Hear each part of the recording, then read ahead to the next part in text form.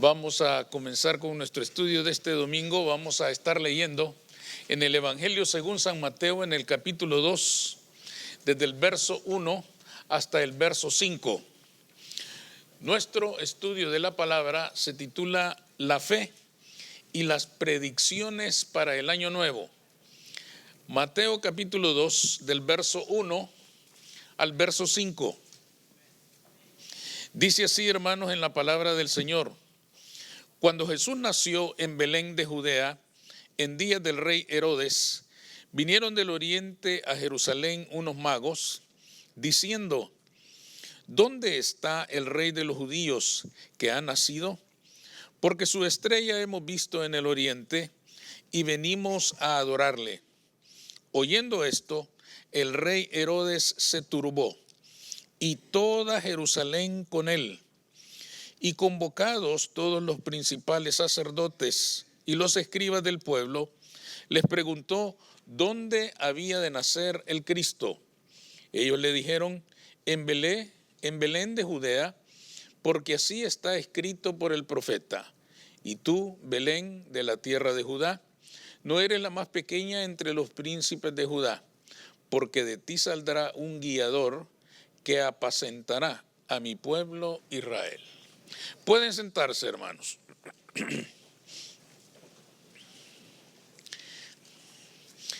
Cada fin de año el mundo se llena de vaticinios, de predicciones, de anuncios que presumen de ser infalibles. Y todo el mundo dice tener la certeza y el conocimiento de lo que va a acontecer en el año que se inicia. Este tipo de anuncios son de todo tipo. Hay unos que aseguran tiempos de paz, de amor, de prosperidad, de cosas buenas. Hasta los que anuncian las peores desgracias. De todo hay, de todo se dice, de todo se habla, de todo se anuncia. Pero la verdad, hermanos, es que el futuro, aunque nosotros debemos de preverlo en la medida de lo posible, aunque debemos prepararnos para el futuro en la medida de lo posible, pero lo cierto es que en esencia el futuro nos es desconocido, no está en nuestro dominio, no tenemos la capacidad de advertir qué es lo que va a acontecer ni de manejarlo a nuestro antojo. Nadie tiene la capacidad de anticipar con exactitud qué puede acontecer en el nuevo año. Ciertamente, lo mejor que podemos hacer es mirarlo con optimismo, pero no creer en todo eso que se dice, en todas estas cosas que se anuncian, ni creer, hermanos, por un lado, en que todo nos va a caer del cielo con el nuevo año, creer en que usar tal o cual color de ropa a la noche del año nuevo, que si comemos las 12 uvas, una por cada campanada, si es que hay iglesia cerca. Y mucho menos, hermanos, la creencia de salir a la calle con las maletas y eso nos asegura que vamos a viajar todo el año alrededor del mundo. Todas esas cosas se hacen y se practican, pero dentro de todo lo positivo hay también augurios de cosas terribles, de grandes tragedias, de grandes desastres, de situaciones aflictivas y angustiosas. Todo eso se escucha. La gran pregunta es, hermanos, ¿por qué nos afectan esas cosas a nosotros los humanos? ¿Por qué no dejan de inquietarnos ciertos anuncios que se hacen de este tipo? A veces nos asombra que personas que tienen tiempo en el Evangelio todavía se sienten turbados como Herodes por los anuncios de estas personas, por estas personas que tiran las cartas, por esas personas que se dicen conocer el futuro y todavía resultan sumamente inquietos por las cosas que se dicen. ¿Por qué pasan estas cosas? ¿Por qué nos afectan? En primer lugar, porque el mundo carece de fe en la verdad. Eso mismo sucedió en Jerusalén hace 2000 años, de acuerdo con estos versículos que hemos leído. Ahí, ustedes vieron, se relata el momento en que el anuncio de que ha nacido un rey conmueve a toda Jerusalén. Lo primero que se nos dice es que todo mundo se turbó. Parece, hermanos, que el anuncio de que había nacido el rey se extendió como reguero de pólvora. Y todo mundo, hermanos, escuchó. Todo mundo oyó decir algo acerca de que el rey había nacido. Por eso leyeron ustedes ahí en el verso 2 que dice que se turbó Herodes y toda Jerusalén con él. Y aquí la palabra turbarse es importante. Se turbó quiere decir que se conmovió intensamente, pero se conmovió con miedo, con terror, con angustia, con desesperación. Se conmovió, hermanos, no con esperanza de algo mejor, no con esperanza de algo bueno, sino con la angustia y la desesperación de algo terrible que se avecinaba. Esto nos indica el grado de conmoción que había provocado el anuncio de que la promesa del Mesías se había cumplido. Hasta el último poblador de la ciudad, porque dice toda Jerusalén con él, se dio cuenta de lo que estaba pasando. El impacto de aquel anuncio era grande, tenía que ser grande, porque estaba iniciando una nueva época en la historia de la humanidad. Estaba iniciando la era cristiana. Por lo tanto, tenía que ser, hermanos, un evento que sin duda iba a conmover los fundamentos de la tierra. Aquella profecía milenaria se había cumplido. Inmediatamente se llenaron todos de una serie de emociones muy fuertes, pero ustedes leen el texto, hermanos, y perciben el tono no de algo bueno, no de algo estimulante, no de algo que trajo alegría, ni trajo paz, ni trajo esperanza a la gente, sino que se llenaron de miedo. Se llenaron de terror, se llenaron de angustia, cuando el anuncio, hermanos, debía haberles traído paz y vida abundante, porque para eso había nacido el Señor. Precisamente, hermanos, ante tal anuncio, el rey Herodes llama a los que saben del asunto. Ustedes leyeron ahí que él llamó a los principales sacerdotes y a los escribas para preguntarles, ¿dónde ha de nacer el Cristo? Ustedes lo leyeron, ellos le contestan con toda seguridad. Así dice la Escritura, que debe nacer en Jerusalén. Por lo tanto, aquel evento, hermanos, no era un evento desconocido. Era un evento del que ellos venían escuchando por más de 500 años. Durante 5 siglos, los profetas habían anunciado y habían dicho, el Mesías va a nacer y va a nacer en Belén. Les habían anunciado el lugar específico, les habían anunciado dónde iba a nacer. No era una cosa nueva, no era para que se angustiaran ante lo desconocido. Fíjense bien, hermanos, qué contradicción más grande.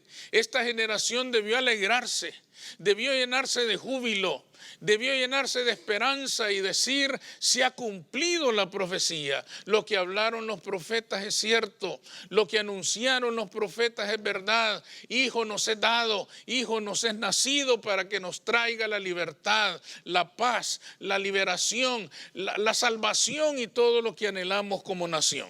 Pero no fue así. ¿Y por qué no fue así, hermanos? Porque aunque aquello no era nuevo, aunque de aquello venían oyendo ellos desde que habían nacido, no tenían fe ni esperanza en esa promesa. No les trajo paz porque no lo creían. No les trajo paz porque aunque les decían que había nacido el rey, quizá en su corazón decían, a lo mejor esto no es cierto. Quizá prefirieron alguna interpretación supersticiosa de algún profeta de moda que les dijera, no, eso anuncia terribles tragedias, eso anuncia desastres, eso anuncia aflicciones, eso anuncia cosas terribles. Y la gente, hermano, se turbó de miedo. De poco le sirvió tener la información durante tanto tiempo, durante toda la vida, acerca del Mesías que había de nacer en Belén, porque no había fe en sus corazones. Esto quiere decir, hermanos, algo que nosotros ahora sabemos bien. El conocer de Cristo con el cerebro, con el intelecto, es necesario, pero si no llega hasta el corazón, de poco va a servir. Es decir, para encontrarse, para llenarse de júbilo, de alegría y de esperanza en el nuevo año, hay que creer que Cristo es el Rey de Reyes y Señor de Señores, y que Él va a estar con nosotros en el nuevo año. Pero simplemente saber de Él, sin creerlo, de poco nos servirá. Todos lo sabían. Hay otra contradicción importante aquí. Ellos están preocupados respecto al futuro. ¿Qué va a pasar? Están esperando que ocurran tragedias. Están esperando que ocurran cosas terribles. En vez de enfocarse en el presente y decir, ha nacido el Rey, hoy tenemos esperanza. Este punto es importante, hermanos, porque el pasado no es nada. El pasado para lo único que sirve es para dejarnos lecciones y no volver a cometer los errores que hemos cometido en el pasado. Después de eso, el pasado es muerto. El futuro no lo conocemos, no lo podemos manejar, no lo podemos anticipar. ¿Qué es lo único que le pertenece en alguna medida al ser humano? El presente. De manera que es un error estar pensando en el futuro sin resolver primero el presente. Si alguien quiere tener futuro, resuelva su presente. Y si en el presente no tiene esperanza, no importa lo que depare el futuro, las cosas no van a salir bien. Cristo había nacido y el mundo debía llenarse de esperanza, pero no tenían fe en Él. El mundo vive hoy algo similar. ¿En qué sentido? Las multitudes saben que en la Navidad se conmemora el nacimiento del Salvador del mundo. Y por lo tanto, el año nuevo debía iniciarse con esperanza. Pero con una esperanza genuina, no con esperanza puesta en lo que dice el adivino. No con la esperanza puesta en lo que dicen las cartas. No con la esperanza puesta en lo que dice el horóscopo. No en la esperanza puesta con que los planetas están alineados en el signo de una persona y por lo tanto este año le va a ir bien. Debería de tener esperanza si pone su fe en Cristo Jesús. A muchos les preocupa más las profecías mayas, les preocupa más lo que dice Nostradamus que lo que dice la palabra del Señor. Herodes al menos hizo algo que hay que reconocérselo. Él llamó a los que sabían y les dijo, díganme dónde va a nacer el Mesías. Y ellos le dijeron, dice la Escritura, dice la profecía que va a nacer en Belén. ¿Qué quiere decir esto, hermanos? Cuando pensamos en el futuro, no es hora de andar averiguando en el horóscopo. No es hora de andar averiguando cuál es el color que más le conviene a nuestro signo. Es la hora, hermanos, de averiguar en la Escritura cuál es nuestra verdadera esperanza en Cristo Jesús. Es hora de darnos cuenta que el Mesías ha nacido. No es hora, hermanos, de tratar de predecir el futuro. Es hora de afirmarnos en un presente cuya esperanza está puesta en el Rey de Reyes y Señor de Señores. Jesús de Nazaret, aquel que nació en Belén y el único que nos puede dar victoria en el nuevo año. Al creer en Él, aseguramos que su presencia nos va a fortalecer, nos va a animar, nos va a guiar, nos va a iluminar el camino cada uno de los días del nuevo año. No nos inquietemos tanto por el futuro. Deberíamos turbarnos, pero turbarnos en un sentido positivo, es decir, conmovernos interiormente en la certeza de que hay un Cristo vivo, un Cristo que vive y reina, un Cristo que es nuestro Salvador, un Cristo en quien podemos descansar, un Cristo en que tenemos esperanza, un Cristo que vino a morir por nosotros para que tengamos vida y vida en abundancia. Él es nuestro presente y si Él está con nosotros hoy, ¿quién contra nosotros en el futuro? Amén. Permanezcamos en el Señor. La segunda razón por las cuales estas cosas nos turban es porque el mundo sin fe tiene temor a la venida del Rey. Herodes, hermanos, no se turbó, como ya lo hemos dicho, por temor reverente a Dios. Se turbó, hermanos, se angustió, se desesperó. Su desesperación lo va a llevar a tal punto que va a organizar la matanza de los niños, ¿verdad? Que es una fiesta que la tradición celebra en estos días. Se desesperó, hermanos, ¿por qué? En vez de percibir en el rey, en el Mesías que había nacido, una esperanza, un anuncio de bienaventuranza, lo que él percibió fue una amenaza terrible. Él dijo, ha nacido otro rey y me va a quitar el trono. Ha nacido otro rey y me van a sacar a mí. En su corazón no hubo alegría, ni esperanza, ni mucho menos fe en el corazón de este rey. Él, hermanos, sentía miedo de alguien que él pensaba le podría arrebatar su trono. La fe hubiera hecho de este hombre alguien muy distinto. Si él hubiera comprendido, hermanos, la naturaleza del reino de Dios, las razones por las cuales estaba naciendo Cristo en la tierra, con gusto le hubiera entregado el trono de su vida, porque sabía que con él tenía victoria para siempre. Qué diferente, hermanos, es el corazón de los magos. Ellos tenían otra actitud.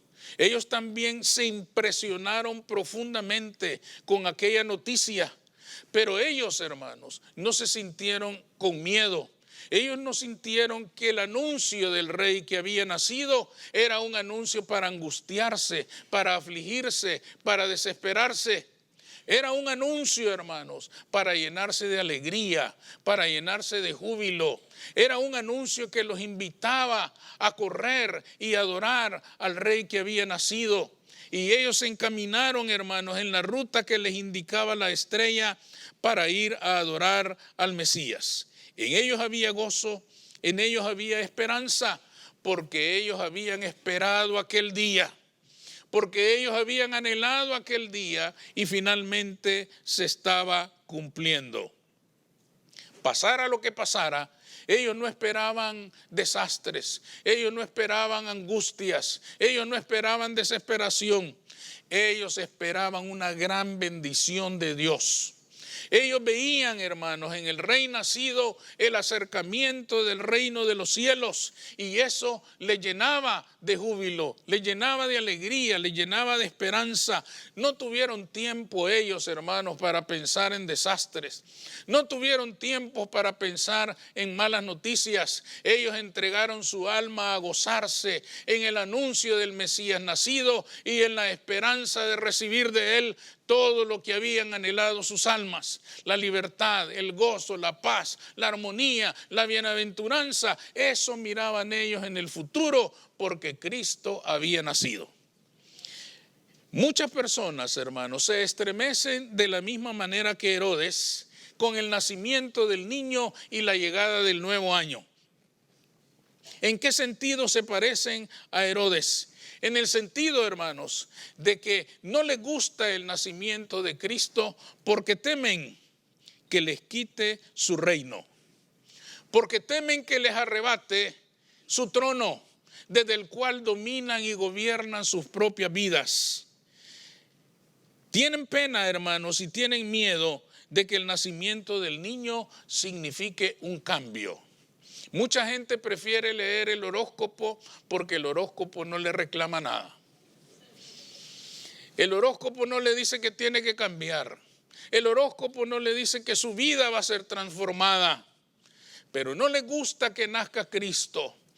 Lo ven aflictivo, lo ven angustioso, porque Cristo le dice: yo he venido para transformar tu vida.